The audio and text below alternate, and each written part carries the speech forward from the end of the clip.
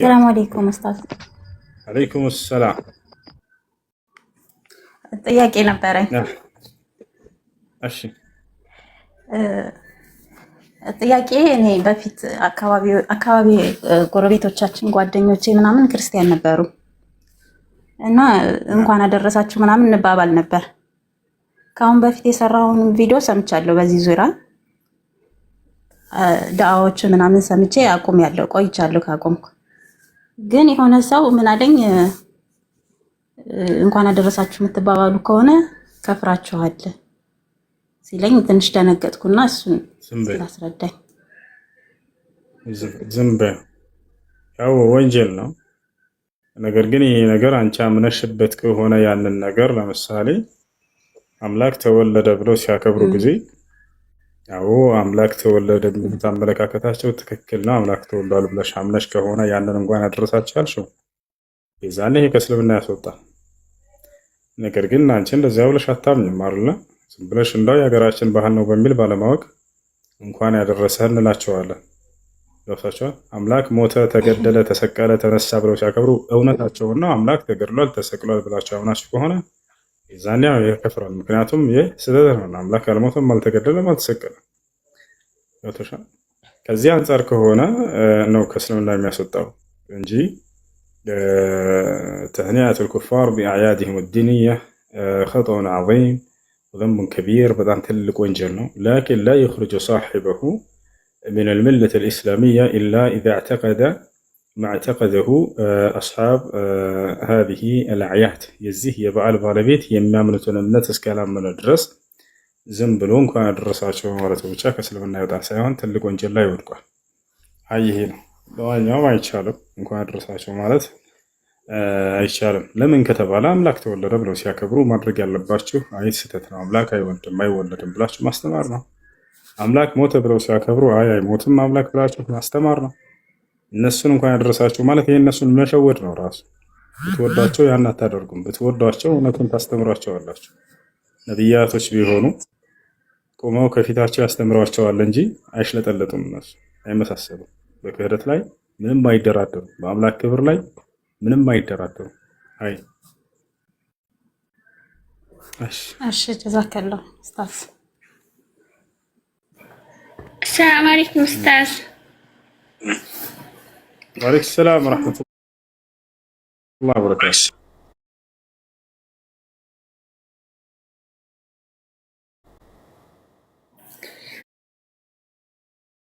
بس عندي ጥያቄ ነበረኝ።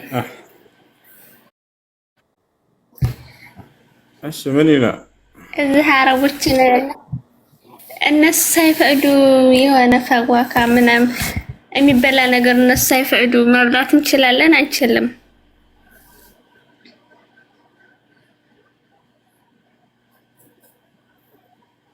አረቦች ቤት በምትሰሩ ጊዜ ተቀጥራችሁ ምግብ መብላትን በተመለከተ ለሁለት ይከፈላል። ያ ምግብ አንደኛ፣ በዚያ በምግብ ላይ በእናንተና በእነርሱ መካከል ስራ ስትገቡ ጊዜ ተቀጥራችሁ ስምምነት ያለበት የምግብ አይነት፣ እነርሱም ቁርስ፣ ምሳ፣ እራት ተብለው የሚታወቁ በተለምዶ ደሞዝና ምግባቸውን በዚህ ተስማምታችሁ ገብታችሁ ከሆነ ቁርስ፣ ምሳ፣ እራት ሐቅ አላችሁ፣ ያንን ትበላላችሁ። ኖሩም አልኖሩም ገብታችኋል። ባይኖርም ራሱ ብትበሉ ይሄ እንደ ወንጀል አይቆጠርም። ምክንያቱም በዚያ ምግብ ላይ ስምምነት ስላለ በእናንተና በእርሱና እርሱ መካከል።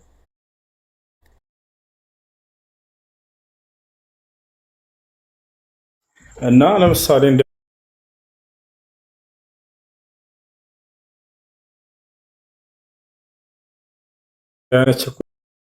ማንሳት ሐራም ነው። አው አውስጥ ያለው ኪስ እየቆጠር ራሴ እሄዳለሁና እሱን ንገረኝ። ሌባ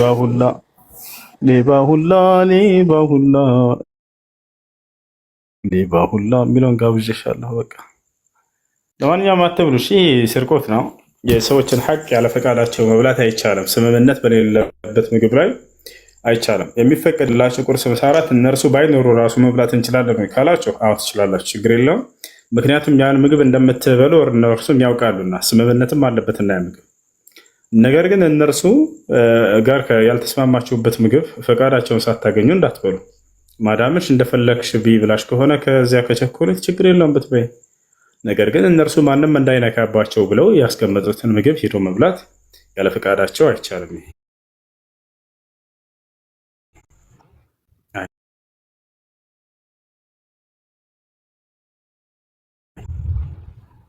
አላህ በቁርአን ላይ ሲናገር ወላ ተእኩሉ አምዋለኩም በይነኩም ቢልባጢል ወቱድኑ ቢሃ ኢለል ሑካም ሊተእኩሉ ፈሪቀን ሚን አምዋሊ ናስ ቢልኢስሚ ወአንቱም ተዕለሙን።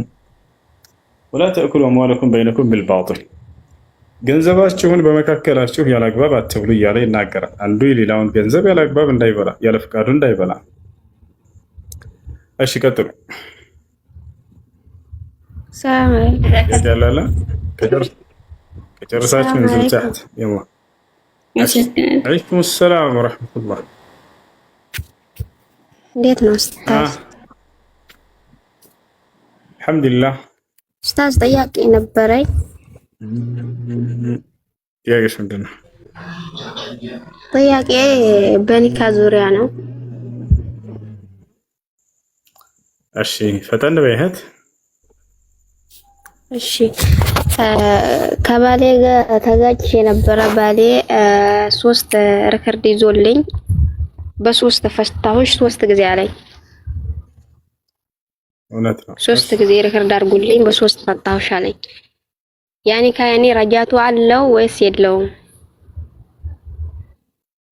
በአንድ ቃል ነው 3 ጊዜ ፈትቼሻለሁ ያለው ወይንስ ፈትቼሻለሁ አሁንም ፈትቼሻለሁ አሁንም ፈትቼሻለሁ እያለ የኒካሁን ቃላቶች አላይቷቸው ለፍቺውን ቃላቶች ያኔ በሪከርድ ነው ያለኝ። 3 ጊዜ ሪከርድ 3 ሪከርድ አድርጎ ነው በ3 ፈታሁሽ ያለኝ። በ3 ፈታሁሽ ብሎ 3 የፍቺ ቃላቶችን አላይቶ ተናግሮ ሪከርድ አድርጓል። እኔ ምንም ነገር አላለም። በ3 ፈትቼሻለሁ ብቻ ብሎ ነው ሪከርድ ያደረገው። በ3 ጊዜ ማለት ነው 3 ሪከርድ እኮ። እሺ በ3 ፈትቼሻለሁ ያለው አንድ ጊዜ ነው በ3 ፈትቼሻለሁ ያለው ወይንስ ደጋግሞታል ያንን የፍቺ ቃል? በ3 ያረከልኝ ሪከርድ 3 ነው። በ3ቱም በ3 ነው ያለው።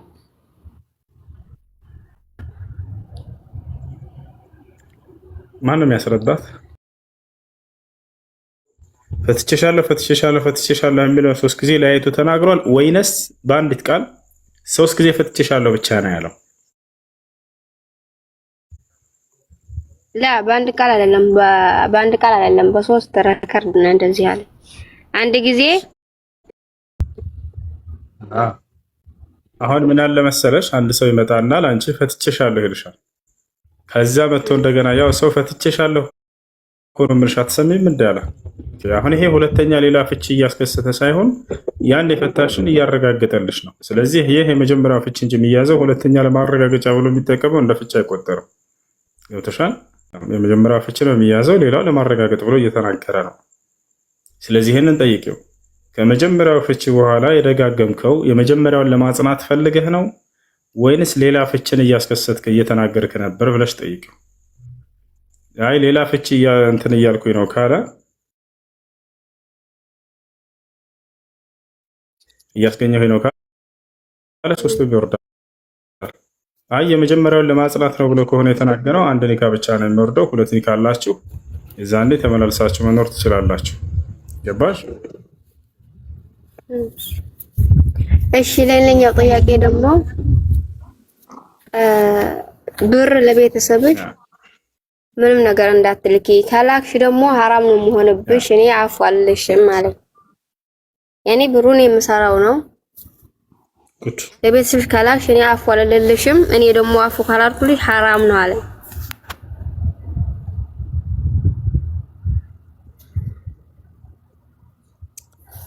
ያኔ እኔ ለቤተሰቤ ካላኩኝ ቤተሰብ ከረዳሁኝ ያንን የራሴን ብር እሱ ጠይቄው ካልፈቀደልኝ እኔ ደግሞ እሱ አልፈቀደልኝም ብዬ እሱ ከልክሎኛል ብዬ ለቤተሰብም መላኩን አላቆምም። ካላኩኝ ያ ነገርስ እንዴት ይታያል? ደግሞ እሱ እንደዚህ እያደረገኝ እኔ እሱ በሚሆንም በማይሆንም እያሰቃየኝ እኔ በዚህ በኩል ፍታኝስ ብለው አጽያት አለው።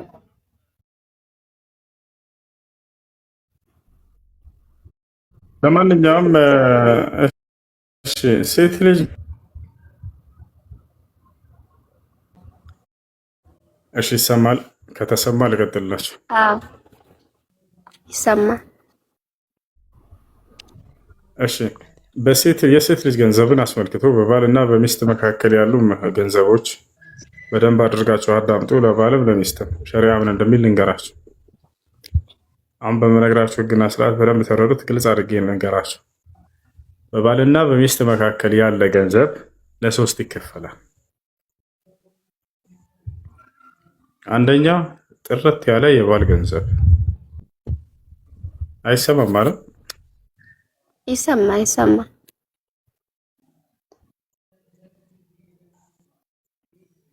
እሺ በባልና በሚስት መካከል ያለ ገንዘብ ለሶስት ይከፈላል።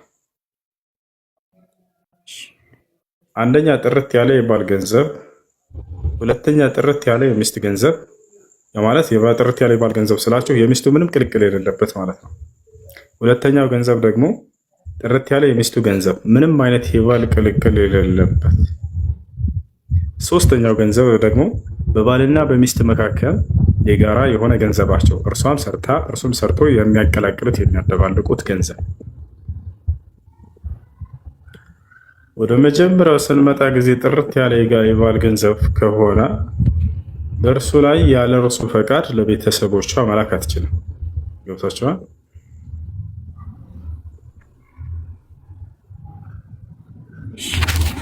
እስኪ እንትኑ ልዝጋ፣ ቪዲዮ ልዝጋ። አይሰማም አይደል? ይሰማል ኡስታዝ። እሺ አሁን ይሰማል አይደል? እሺ እንቀጥላለን። በባልና በሚስት መካከል ያለ ገንዘብ ለሶስት ይከፈላል። አንደኛ ጥርት ያለ የባል ገንዘብ ምንም የሚስት ቅልቅል የሌለበት፣ ሁለተኛ ጥርት ያለ የሚስት ገንዘብ ምንም የባል ቅልቅል የሌለበት፣ ሶስተኛ የባልና የሚስት የጋራ ገንዘብ እርሷም ሰርታ እርሱም ሰርቶ የሚያቀላቅሉት ገንዘባቸው ማለት ነው። ወደ መጀመሪያው ገንዘብ ስንመጣ ጊዜ ወደ ባል ገንዘብ ጥርት ያለ የባል ገንዘብ ወዳለበት ከዚያ ላይ ለቤተሰቦቿም ሆነ ለውጭ ሰው ለመስጠት ሚስት ከባሏ ፈቃድ ማግኘት አለባት። ገብቷቸዋል? ነገር ግን ለቤት ከዚያ የማንሳት መብት አላት። እርሱ ይሰጣታል። አልሰጥም ካለ እርሷ ያለ እርሱ ፈቃድ ቢሆንም ብታነሳና ለቤት አገልግሎት ብታውል እንደ ኃጢአት አይቆጠርባትም። ምክንያቱም በዚያ ላይ ሐቅ ስላላት እርሷን የማስተዳደር ግዴታ ስላለበት። አላህ በቁርአን ላይ አርጃሉ ቀዋሙና ዐለ ኒሳ ይላል። ባሎች የሚስቶቻቸው አስተዳዳሪዎች ናቸው ብሏል። ወይም አንፈቁ ሚን አምዋሊሂም ይላል። እዛው ላይ በሚያደርጉላቸው የገንዘብ ወጪ ስላለ የገንዘብ ወጪ ከእርሱ የማድረግ ግዴታ አለበት። ገብታችኋል? ሁለተኛው ደግሞ ጥርት ያለ የሚስት ገንዘብ ነው። በዚያ ላይ ባል ምንም አይነት ሐቅ የለውም። ምንም እርሷን መከልከል አይችልም እንዳትሰጥ ለቤተሰቦቿ። የራሷ የግሏ ገንዘብ ከሆነ የግሏ ገንዘብ ነው። ለቤተሰቦቿም ሆነ ለድሃዎች መስጠት ትችላለች። በዚያ ላይ መከልከልም ሆነ ማዘዝም መብት የለውም። ገብቷችኋል አይደል? የሚከለክልበት ጊዜ አንድ ጊዜ ብቻ አለው። እርሱም መቼ ነው ከተባለ በገንዘቧ ላይ መከልከል የሚችለው ወጪ እንዳታደርግ ለሐራም ነገር አውላለሁ ካለች፣ አስካሪ መጠጥ እየገዛሁኝ እጠጣለሁ ወይንም ሌሎች ሐራም እንዲሰሩ አግዛለሁኝ ካለች የዛኔ አይቻልም ብሎ የመከልከል ሐቅ አለው፣ መብት አለው። ካልሆነ ግን ቤተሰቦቼን እንረዳለሁ ብላ ገንዘብ ብትልክ የዛኔ አትልኪም ብሎ መከልከል አይችልም። አሁን ወደ ሶስተኛው ገንዘብ እንምጣ። እርሱ ምንድን ነው? በባልና በሚስት መካከል ስምምነት ያለበት ገንዘብ እኔም ሰርቼ አንቺም ሰርተሽ የጋራ እናድርግ ተብለው ተስማምተው ከሆነ በዚህ ገንዘብ ላይ ያለ እርሱ ፈቃድ ለቤተሰቦቿ መላክ አትችልም። እርሱም ልክ እንዲሁ ያለ እርሷ ፈቃድ ለቤተሰቦቹ እንደፈለገ መላክ አይችልም። የጋራ ገንዘባቸው ከሆነ ገብቷቸዋል አይደል?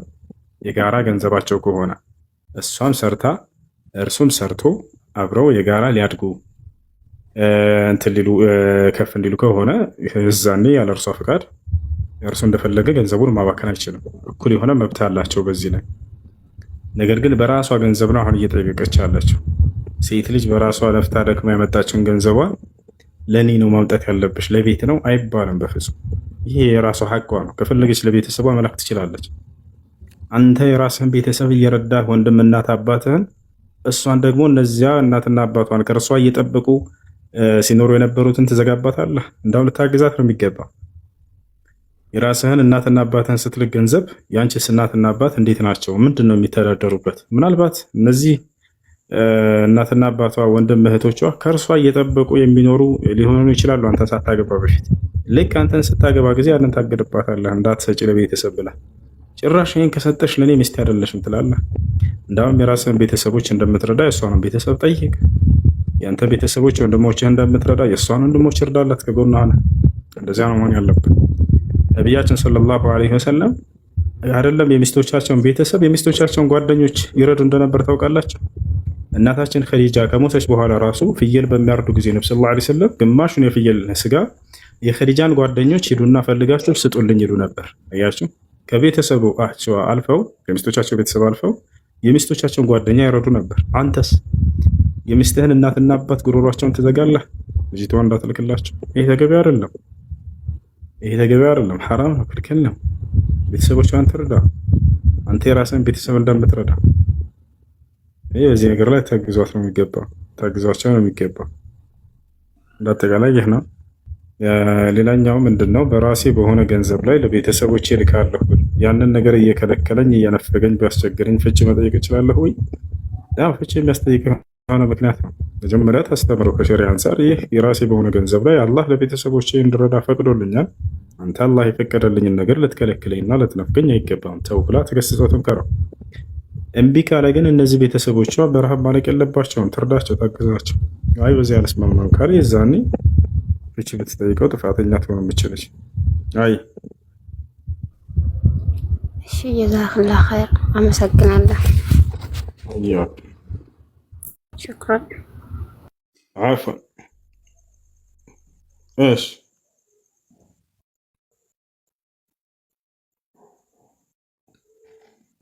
ጥያቄ አለ? አዎ አለኝ። እሱ መርሐባ። ሱሪ ከቁርጭምጭሚት ማለፉ ይፈቀዳል ወይ? እሺ ይፈቀዳል ወይ? ቃል ነብዩ ሰለላሁ ዐለይሂ ወሰለም ማ አስፈሉ ልከዕበይን ፈፊ ናር፣ ከቁርጭምጭሚት በታች ያለ የእሳት ነው አሉ።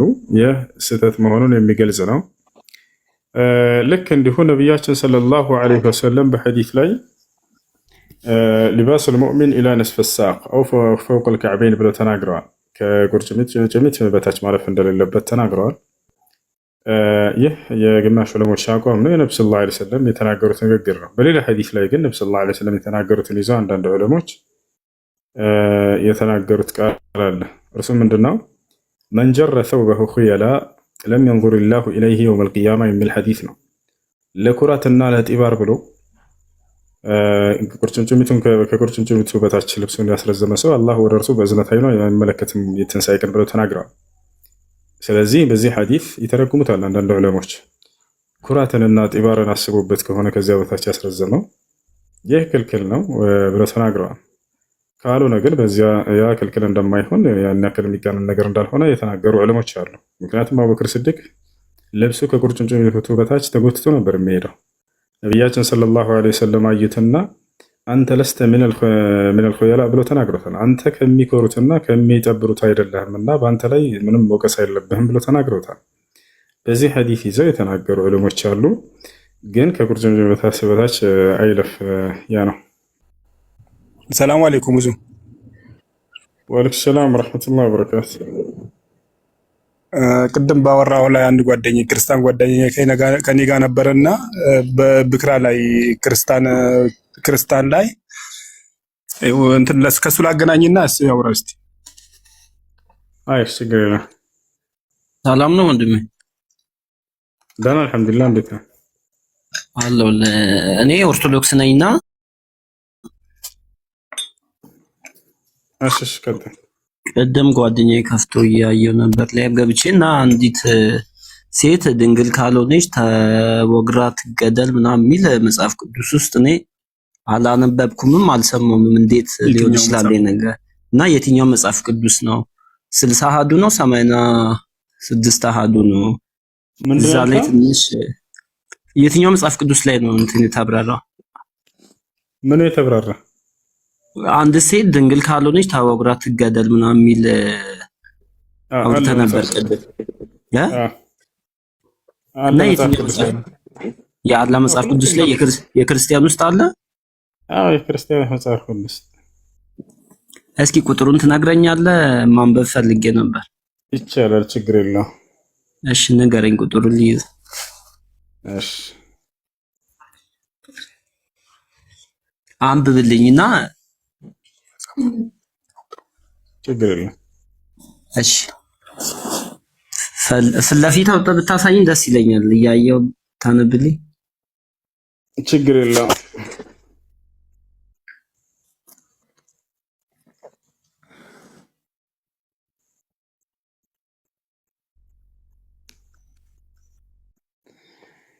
እሺ እሺ እሺ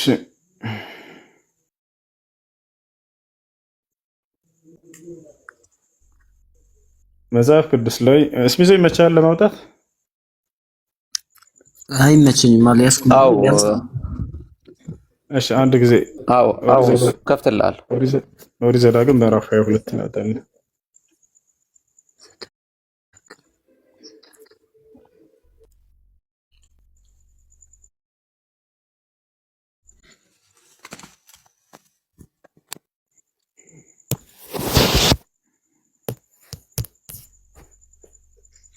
ዘዳግም 22 እሺ ቁጥር ስንት ሁሱ? ምዕራፍ 22 ቁጥር ከ13 ጀምረን እናንብበው ሙሉ እንዲረዱት።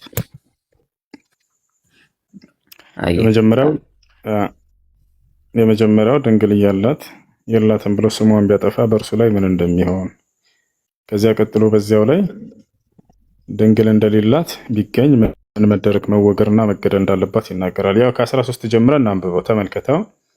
ማናቸውም ሰው ሚስት ቢያገባ ከደረሰባትም በኋላ ቢጠላት የነውር ነገር አውርቶ እኔ ይህችን ሴት ሚስት አድርጌ አገባኋት፣ በደረስኩባትም ጊዜ ድንግልናዋን አላገኘሁባትም ብሎ በክፉ ስም ቢሰጣት ይላል። በክፉ ስም ቢያሳጣት የብላቴናይቱ አባትና እናት የድንግልናዋን ምልክት ወስደው በበሩ በአደባባይ ወደ ተቀመጡት ወደ ከተማ ሽማግሌዎች ያምጡት። የብላቴናይቱም አባት ሽማግሌዎቹ እኔ ለዚህ ሰው ልጄን ዳርኩለት፣ እርሱም ጠላት። ይሰማችኋል? ይሰማል?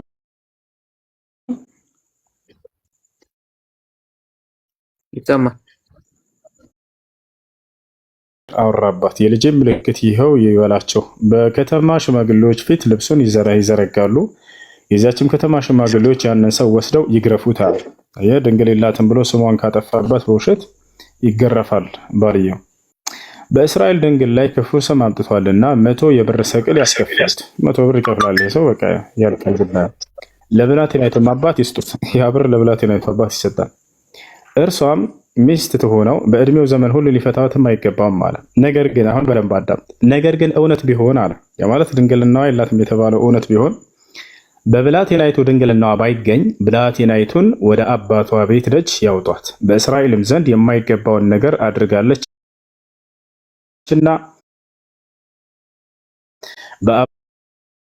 በአባቷን ቤት አመንዝራለችና የከተማዋ ሰዎች እስክትሞት ድረስ በድንጋይ ይውገሯት፣ እንዲሁም ክፉውን ነገር ከመካከል ታስወግዳለህ አለ። አየህ።